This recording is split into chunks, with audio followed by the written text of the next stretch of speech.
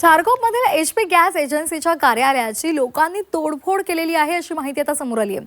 Gas सिलेंडरची गाडी न आल्यामुळे नागरिकांनी संताप व्यक्त केला असंही पोलिसांनी सांगितलेलं आहे। तर मुंबईतल्या चारकोपमधील HP गॅस एजन्सीच्या बाहेर अनेकांची गर्दी होती आणि यावेळी गाडी न आल्यामुळे तिथल्या संतापलेल्या नागरिकांनी गॅस एजन्सीची तोडफोड केलेली आहे। तर आपण हा व्हिडिओ सुद्धा पाहतोय। पोलिसांनी ही माहिती दिलेली आहे।